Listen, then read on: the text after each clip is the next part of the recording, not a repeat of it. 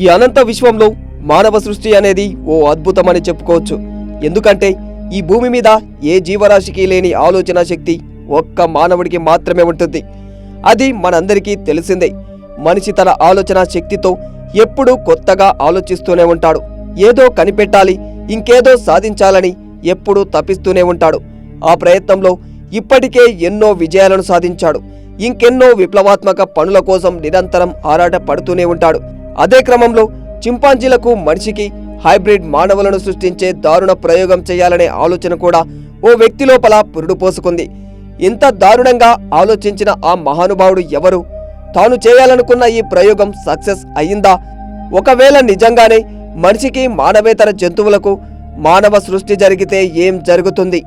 ఇలాంటి ఆసక్తికరమైన విషయాలు మీకు తెలియాలంటే ఈ వీడియోను ఎక్కడా స్కిప్ చేయకుండా పూర్తిగా చూడండి. ఇక వివరాల్లోకి వెళితే, ది ఆరిజిన్స్ ఆఫ్ మ్యాన్ పుస్తకంలో 1871లో ఇంగ్లీష్ శాస్త్రవేత్త చార్లెస్ డార్విన్ సైన్స్లో ఒక విప్లవమే సృష్టించారు. చింపాంజీల నుంచి మానవులు పరిణామం చెందారనే విషయంపై ఆ తర్వాత చాలా చర్చలు జరిగాయి. వార్తాపత్రికల్లోనూ దీనిపై చాలా పుకార్లు కూడా లేశాయి. అయితే 4 దశాబ్దాల తర్వాత 1910లో ఆస్ట్రియాలో గ్రాజ్లో జరిగిన వరల్డ్ కాంగ్రెస్ ఆఫ్ జువాలజిస్టుల్లో చింపాంజీల నుంచి ఒక మనిషిని సృష్టించడంపై రష్యన్ బయాలజిస్టు ఇలియా ఇవనోవిచ్ ప్రసంగించారు. మరో విధంగా చెప్పాలంటే ఏఫ్ మ్యాన్ను అభివృద్ధి చేయాలని చెప్పారు. ఏదో ఒకరోజు ఏఫ్లు మనుషుల మధ్య హైబ్రిడ్ మానవులను సృష్టించే ప్రయత్నాలు ఫలిస్తాయని ఆయన వెల్లడించారు. కృత్రిమంగా ఏఫ్లకు మానవ వీర్యాన్ని ఎక్కించడం ద్వారా ఈ ప్రయోగంలో ఉండే నైతిక సమస్యలను పరిష్కరించవచ్చని, ముఖ్యంగా జంతువులతో మానవ కలయిక విషయంలో వచ్చే అభ్యంతరాలకు ఇలా పరిష్కరించవచ్చని ఆయన అభిప్రాయపడ్డారు. వరల్డ్ కాంగ్రెస్ ఆఫ్ జువాలజిస్టులో ఇవనోవిచ్ ప్రసంగాన్ని మొదట్లో పెద్దగా ఎవ్వరూ పట్టించుకోలేదు. అయితే 1917లో రష్యా విప్లవం తర్వాత తన ఆలోచనకు కార్యరూపం ఇచ్చేందుకు ఇవనోవిచ్కు అవకాశం వచ్చింది. ఫ్రెంచ్ రచయిత గుస్టావ్ ఫ్లాబెట్ తన పుస్తకం క్విడ్ క్విడ్ వోల్యూరెస్ ప్రస్తావించిన ఒక జీవిని నిజంగా సృష్టించాలని ఆయన భావించారు. చరిత్రలో అత్యంత దారుణమైన ప్రయోగాల్లో క్రాసింగ్ ఎనఫ్ విత్ హ్యూమన్ ప్రయోగాన్ని చేపట్టారు.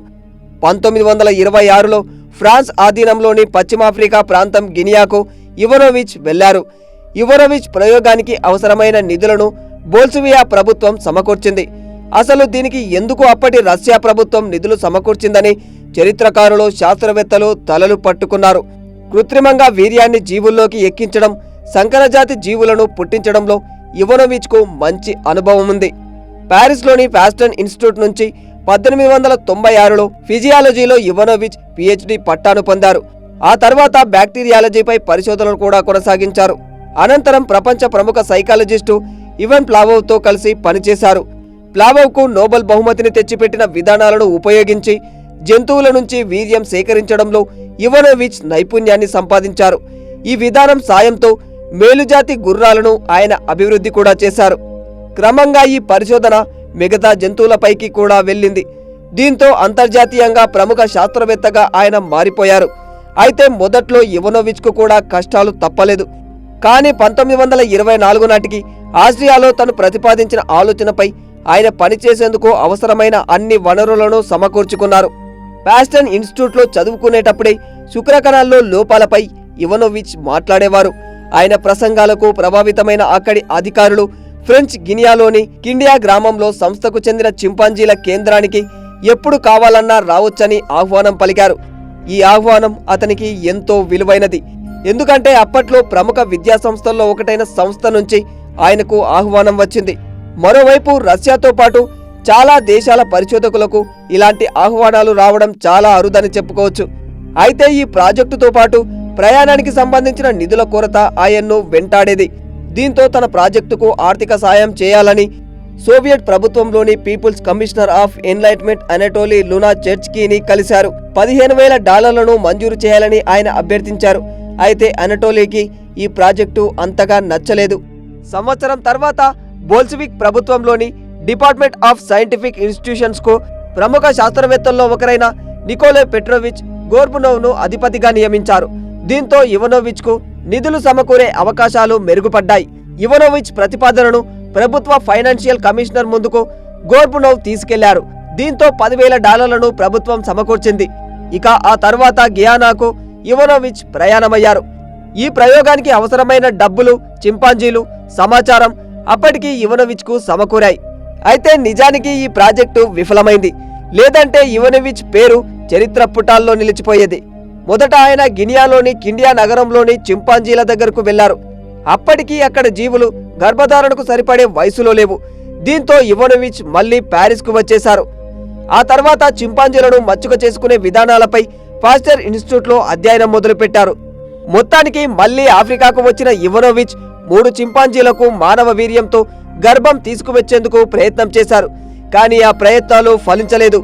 మరోవైపు కోతుల్లో ఒక జాతి అయిన ఒరంగుటాన్ల వీర్యాన్ని ఆఫ్రికా మహిళలకు తెలియకుండానే వారిలో ప్రవేశపెట్టేందుకు ఆయన ప్రయత్నం చేశారు. అదృష్టవశాత్తు ఫ్రెంచ్ అధికారులు దీన్ని అడ్డుకున్నారు. దీంతో రష్యా వచ్చేయడం తప్ప ఆయనకు వేరే ప్రయత్నం లేకుండా పోయింది. అయితే ఆయన వచ్చేటప్పుడు కొన్ని చింపాంజీలను కూడా వెంట పెట్టుకుని వచ్చారు.